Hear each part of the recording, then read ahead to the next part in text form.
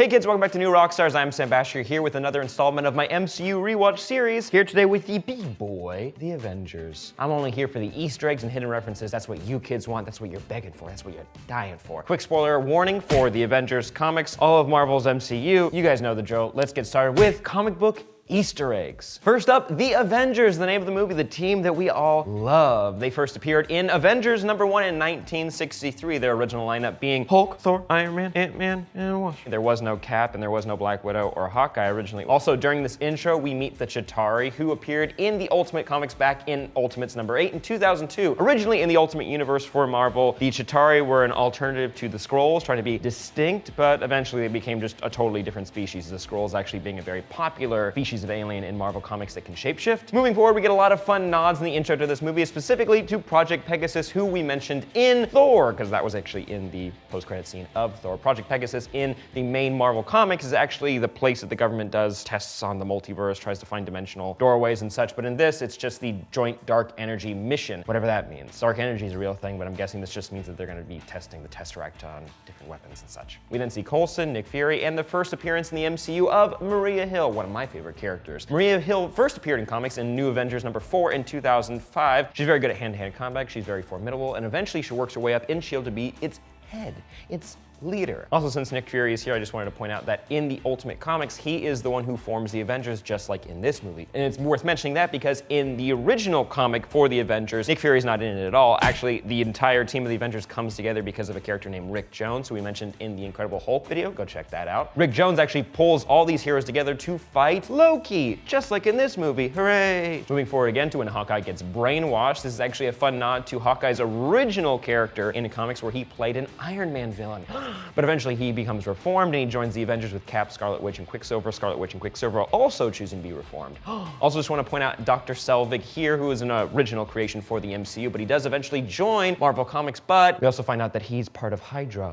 See, it's like a switch like in the movie they did in the comics. Yay. Moving forward to this awesome Black Widow fight scene, the main Russian general right here is Mr. Lukov, who's actually a very low-level Iron Man and Black Widow villain from the comics. There's not much to talk about him really, but this scene is awesome. Let's play a clip.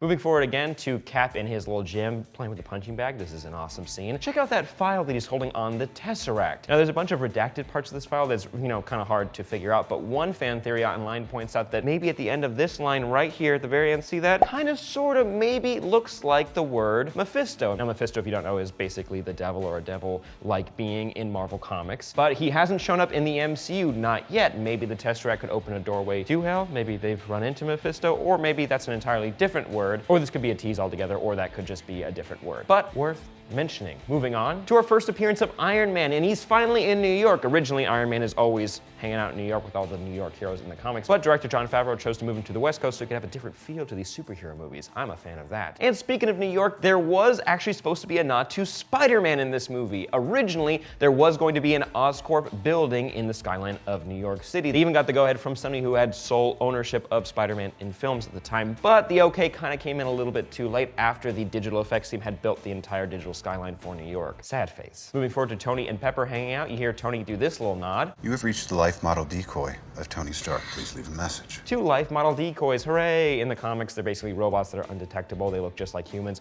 Very scary. They originally appeared in Strange Tales #135 in 1965, and they play a very big role in Agents of S.H.I.E.L.D. Season 4. They actually make a very good villain. Then moving forward to Cap, we see our first shot of a Quinjet, which actually in the comics was originally designed by Black Panther. They made their first appearance in Avengers #61 in 1969. Also, I want to point out in this movie, we get a lot of hints and nods to the Mind Stone without it ever really being mentioned at all. Controlling people, showing one of Loki's memories, and a few more things, but more on that later. Trust me, it is so cool. But next, let's talk about the helicarrier, which for me, seeing this movie and not knowing much about comics, this was one of the coolest moments in the entire movie. Oh my goodness, when those propellers come out of the ocean. Oh, it's so cool. But in the comics, they were originally created by Tony Stark and used by S.H.I.E.L.D. in Strange Tales #135 in 1965. Oh boy, I actually prefer this setup of it actually looking like a aircraft carrier instead of the comic book version of it, but hey, to each his own. Moving forward again to the Thor versus Iron Man versus Cap a little bit fight in the woods. When Thor hits his hammer onto Cap's shield, this is actually a little bit different from the comics. Originally in the comics, Cap's shield is a mix of vibranium, adamantium, and another third element, and then sometimes other things. It depends on who's writing the comic at the time. But usually Thor's hammer can make some sort of dent into Cap's shield, but not in the MCU. Then moving forward again, we hear Tony Stark refer to Nick Fury as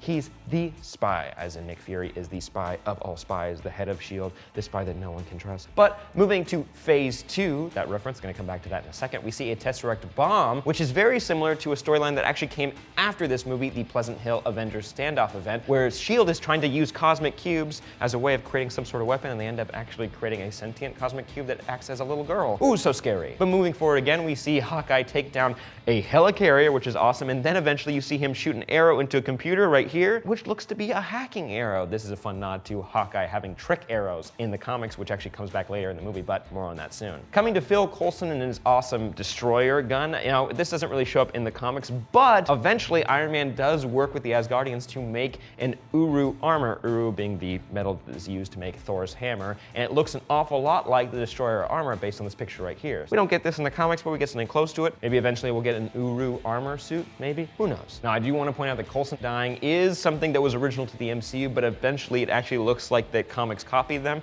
in this Deadpool scene right here. Also, this movie had an R rating for the longest time because of Coulson's death scene. They eventually had to kind of do some crafty editing where you can hear it, you don't see too much. I mean, it makes sense, but I'm glad they kept the scene because it is heartbreaking. Then moving forward to the Hulk waking up in this rubble, you see this man give him purple pants, which is of course a nod to the iconic purple pants that the Hulk always wears in the comics. You guys probably caught that one. But here's a fun nod to the Ultimate Universe right here with this line.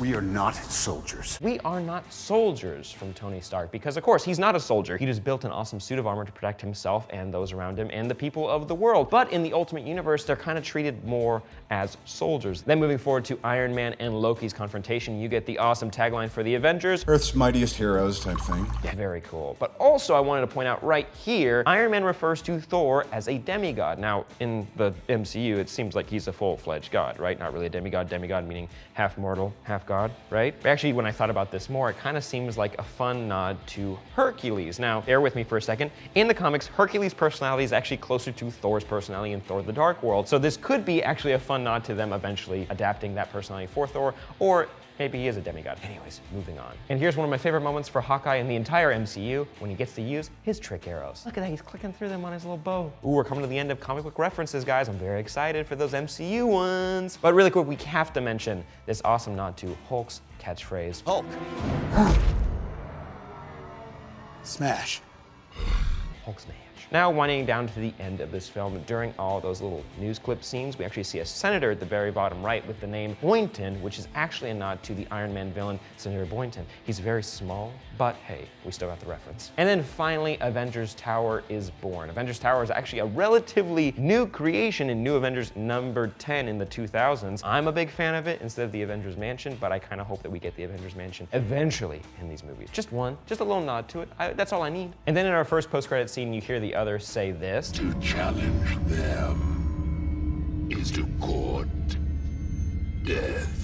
This is actually a fun nod to Thanos' character in the comics during the main Infinity Gauntlet event, which will be the main plot of Infinity War, I'm guessing. Maybe they'll just pull some things from it. This story is actually about Thanos using the Infinity Gauntlet to try to win Death over because he's in love with Death. Let's talk about those MCU Easter eggs, because oh boy, there are so many, and there's a lot of foreshadowing to future Marvel films, especially in Phase 2. I just want to give one more shout out to the classic Marvel flipbook opening because I am such a fan, but also notice that we start inside of the Tesseract. Then moving forward to the Project Pegasus incident, we hear the phrase Phase 2 prototypes, which I'm guessing is a hint to Phase 2 of Marvel, which was a phrase that was being used pretty regularly at this point. Then moving forward, we get a fun nod to Bruce Banner with this gamma radiation reference. Nothing harmful, low levels of gamma radiation.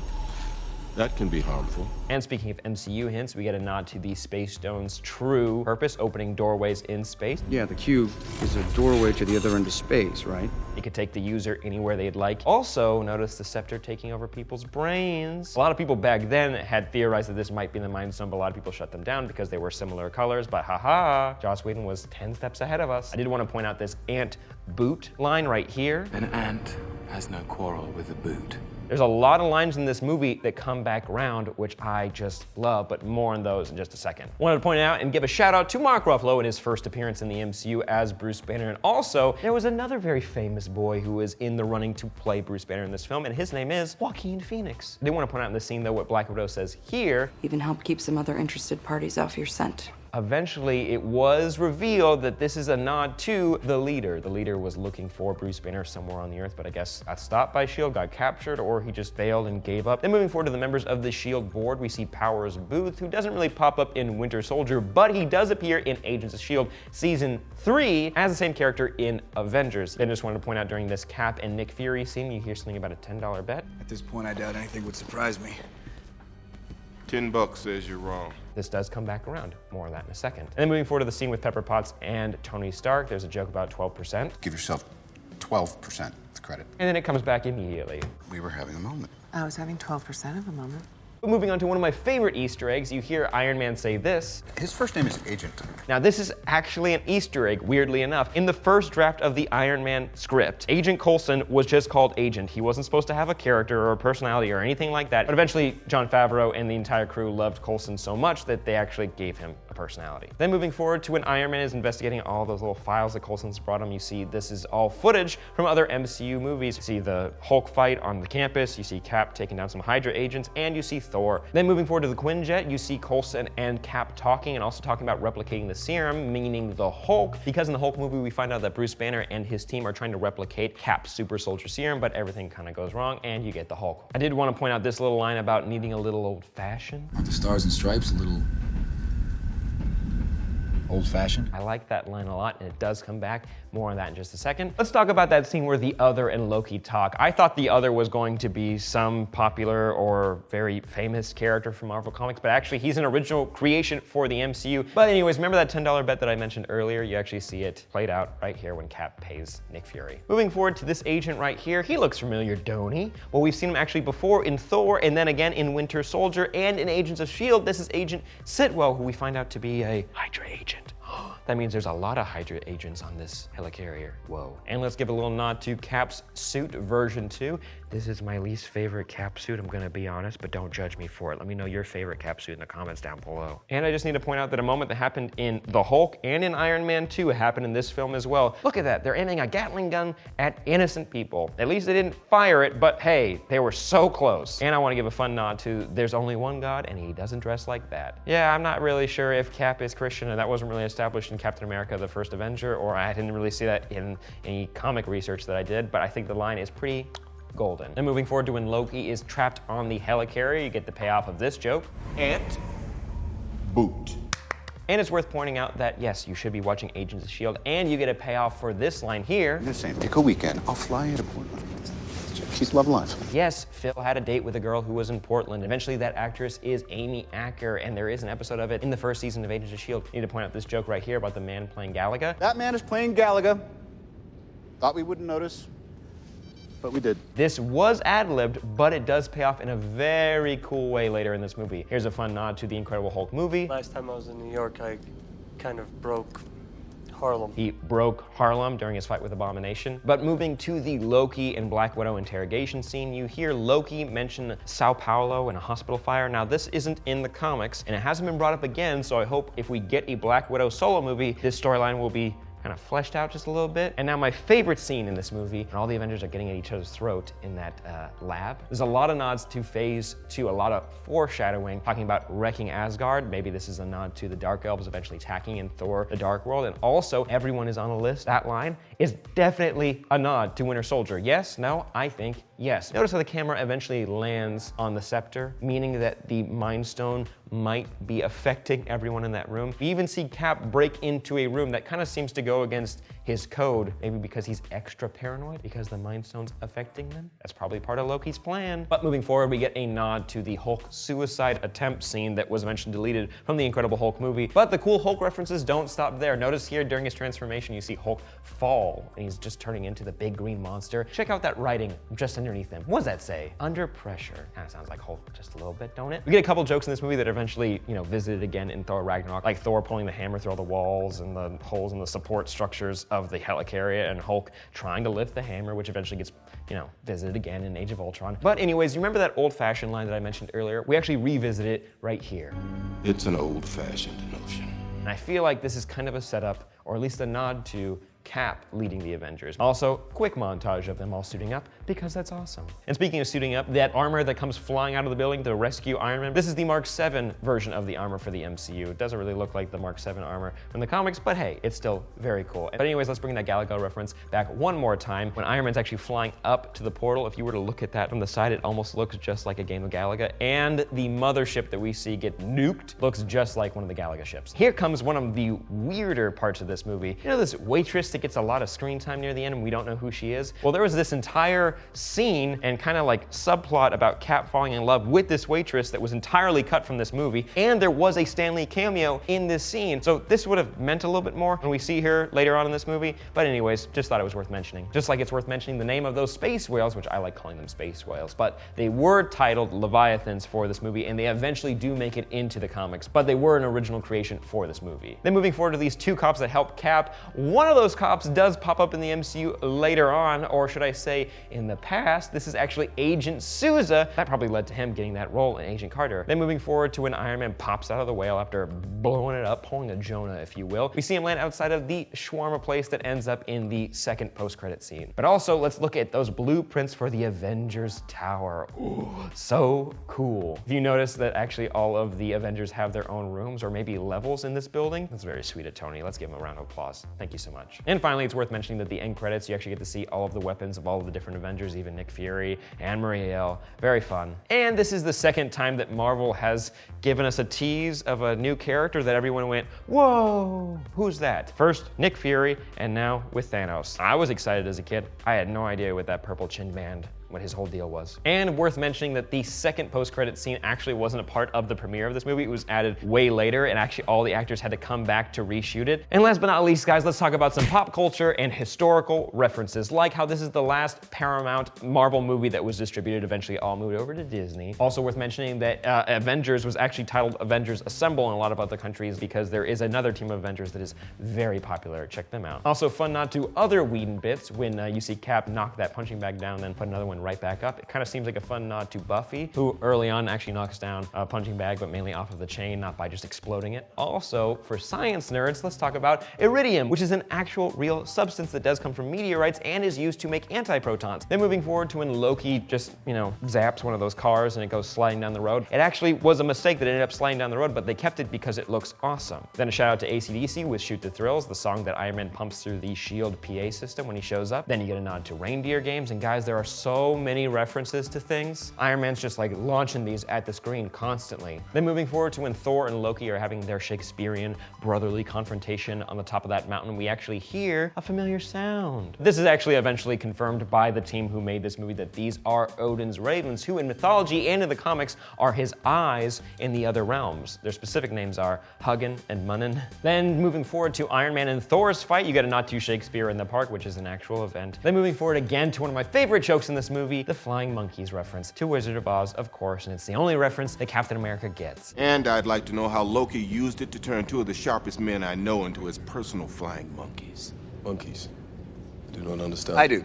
And then notice in this scene right here, Iron Man's t-shirt for Black Sabbath. If you aren't familiar with Black Sabbath, they're the ones who made the song I Am Iron Man. What's that song? Oh, it's been in basically every Iron Man thing forever and ever and ever. Then moving forward to a fun nod to mythology and to comics, the bilge snipe. Bilge snipe.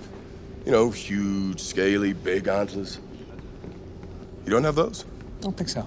They are repulsive. Actually, this ended up being one of Thor's pets in one of the Avengers cartoons. Now let's focus on Loki and Black Widow's interrogation scene. You hear him call Black Widow a very offensive name if you are from olden times. I'm not going to say it, but here's the clip. This is my bargain, you mewling quim. Hey, it's in an Avengers movie, it's okay. If you want to Google what that means, go right ahead, but I am not going to say it. Then moving forward to when Bruce Banner wakes up in that rubble, we see Harry Dean Stanton. You hear him ask, are you an alien? Which is obviously has to be a reference to his character in in the Alien franchise. Ooh, worth pointing out, we actually get a joke about Point Break. You hear Iron Man refer to Thor as Point Break, and that does end up coming back in Thor Ragnarok. And you get a fun Lord of the Rings joke here with the Legolas line. Better clench up, Legolas.